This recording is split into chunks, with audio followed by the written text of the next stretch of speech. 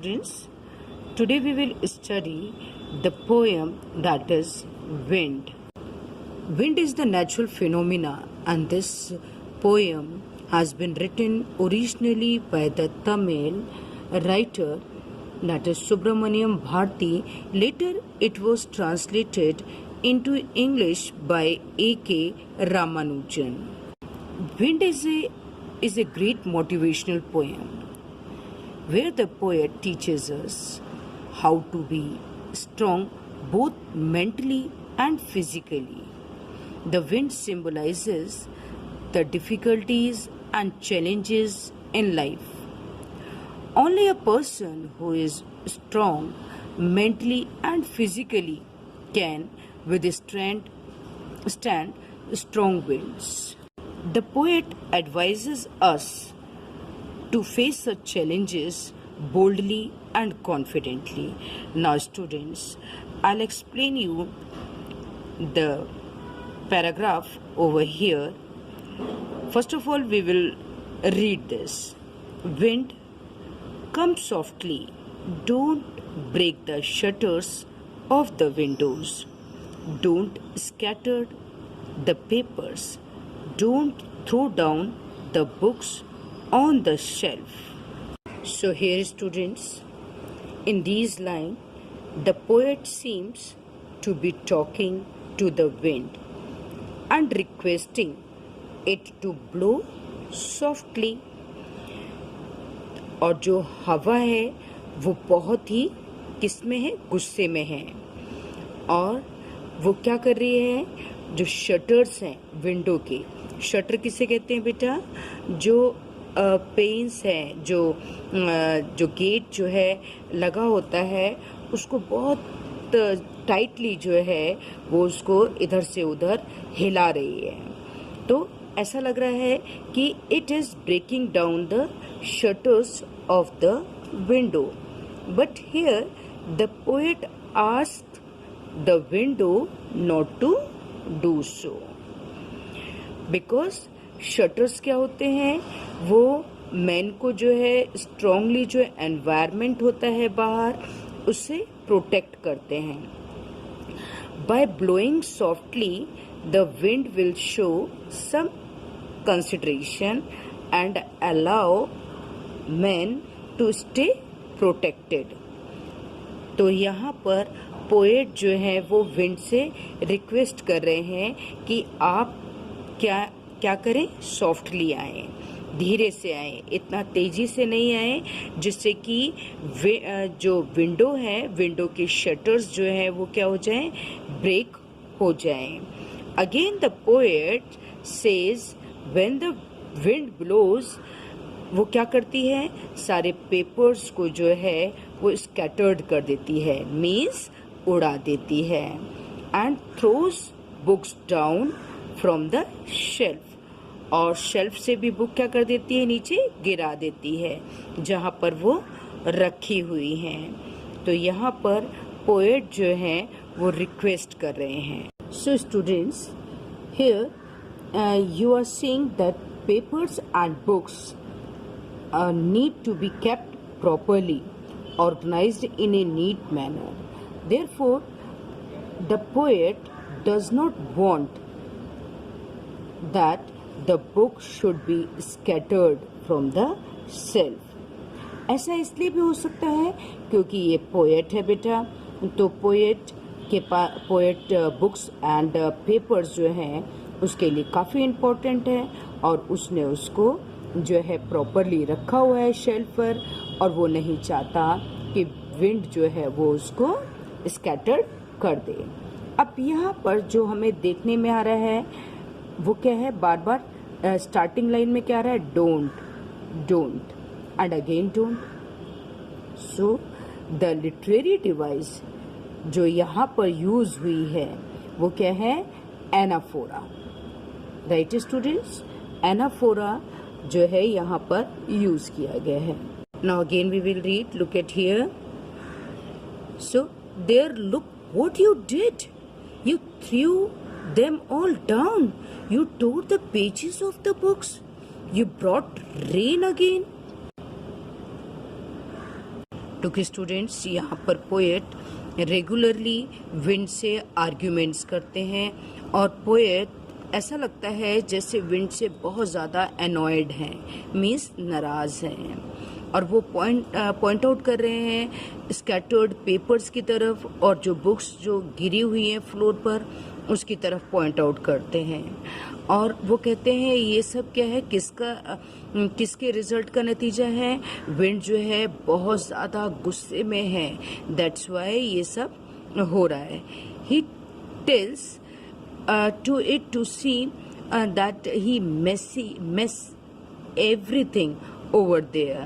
So poet is very annoyed because जो wind है वो इतनी तेजी से स्ट्रांगली जो है इतनी तेजी से ब्लू हो रही है that mightily force to everything and torn the pages out of the books as well.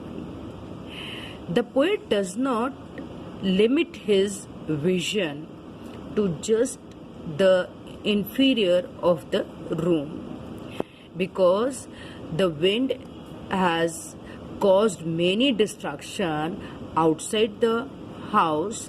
He accuses the wind of having brought even the rain with itself.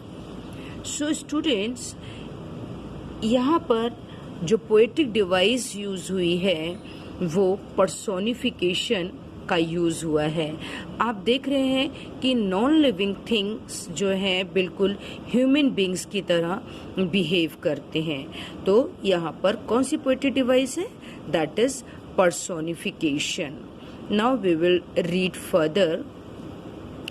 You are very clever at poking fun at weaklings, frail, crumbling houses, crumbling doors, crumbling rafters, crumbling wood, crumbling bodies, crumbling lives, crumbling hearts.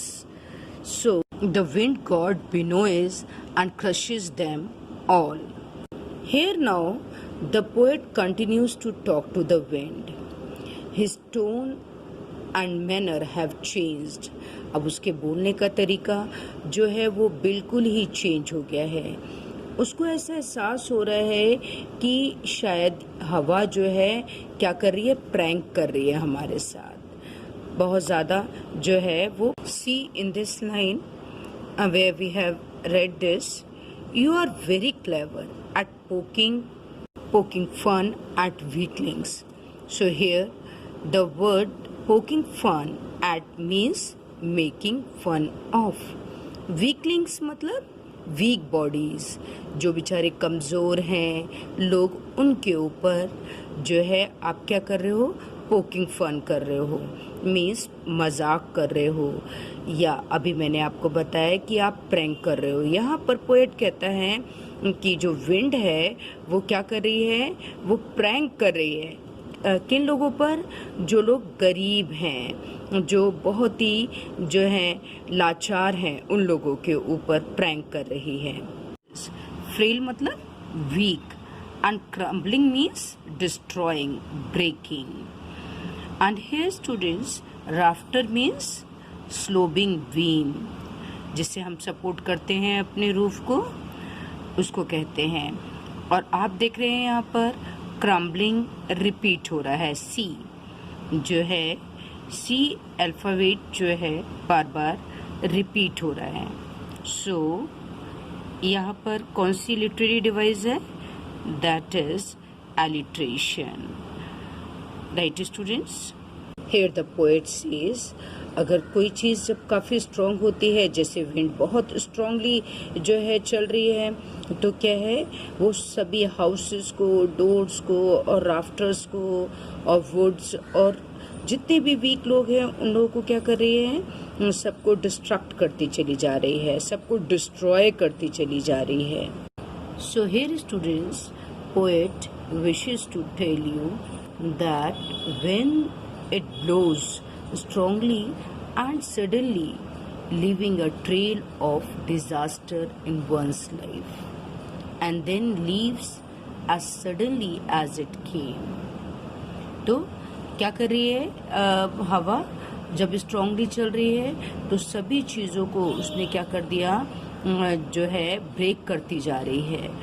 And have leave a person crossed and hopeless, और लोग क्या हो गए हैं, बहुत ज़्यादा ही hopeless हो गए हैं अपनी लाइफ से, बहुत ज़्यादा परेशान हो गए हैं इस डिस्ट्रक्शन से।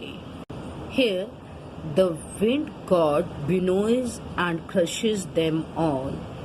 Winnows सारे बच्चे समझते हैं, सेपरेट करना, separates the weak from the strong. आप देखते हैं कि किस प्रकार से जो है लेडीज़ जो हैं वो भूसी होती है उसमें से गेहूं को निकालती हैं। तो इस प्रोसेस को हम विनोइज प्रोसेस कहते हैं।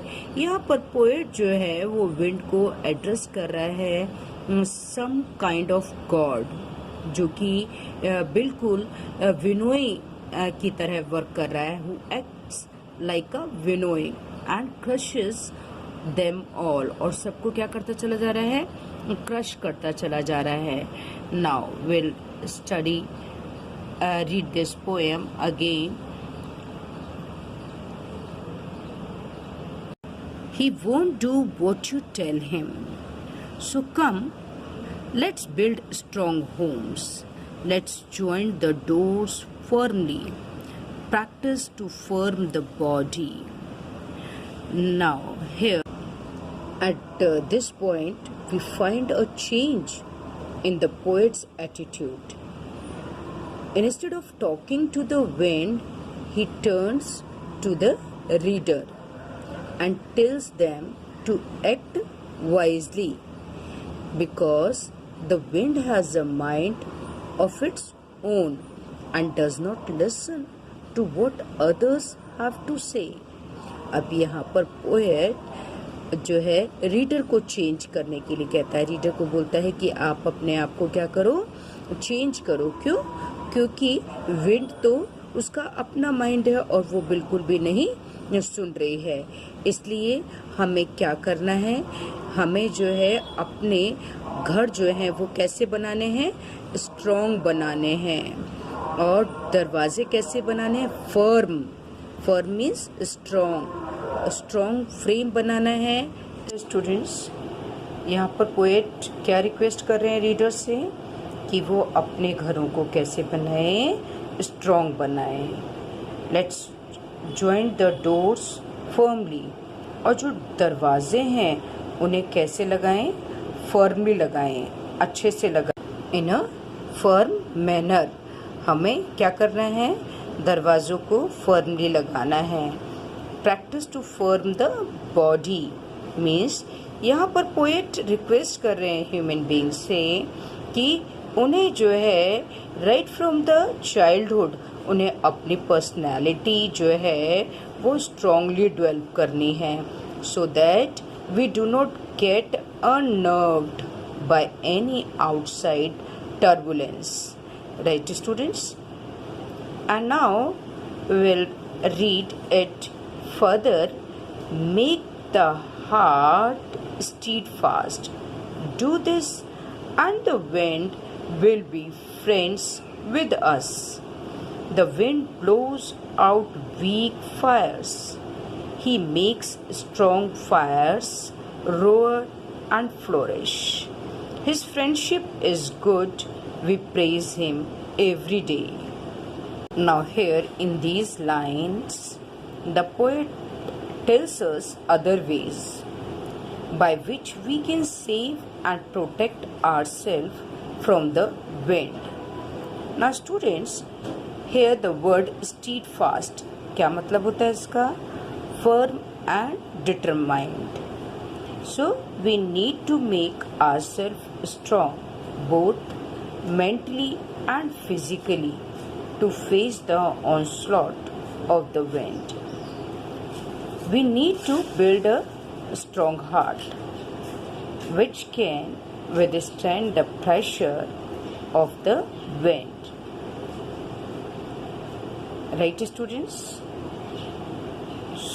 यहाँ पर पोएट रीडर से रिक्वेस्ट करता है कि उसे अपने दिल को कैसा बनाना है, फर्म। स्टेडफास्ट मतलब फर्म, स्ट्रॉन्ग बनाना है। Do this and the wind will be friends with us. और जब हम अपने आप को स्ट्रॉन्ग बना लेंगे तो ये क्या होगा, विंड क्या हो जाएगी, वो हमारी फ्रेंड बन जाएगी। The wind blows out weak fires. और विंड क्या है, जो वीक फायर्स हैं। तो हियर द पोएट सेज, जब फायर जब विंड जो है वो वीक हो जाएगी तो क्या होगा कि जो है वो ज़्यादा स्ट्रांगली किसी के ऊपर वर्क नहीं कर पाएगी। इस तरह से यहाँ पर पोएट कहते हैं कि हमें क्या होना है, स्ट्रांग बनना है, फिजिकली भी और मेंटली भी स्ट्रांग बनना है। इसलिए पोएट यहाँ से अर्ज करते हैं कि हमें क्या करना है, उसको अपना फ्रेंड बनाना है और उसकी फ्रेंडशिप क्या है, अच्छी है और हमें उसे एवरीडे प्रेज करना चाहिए। तो हमें किसी भी चीज़ से घबराना नहीं है और हमें उसे स्ट्रांगली फेस करना है और अपने एटीट्यूड्स को उसके प्रति क्या करना है, चेंज करना है। So students, this is the poem which we read right now. And now student, I hope ये पोएम आपको बहुत अच्छे से समझ में आ गई होगी और आ जानी चाहिए और आप इसको प्रॉपरली वॉच करें और अच्छे से समझें। Thank you so much students. Okay, bye.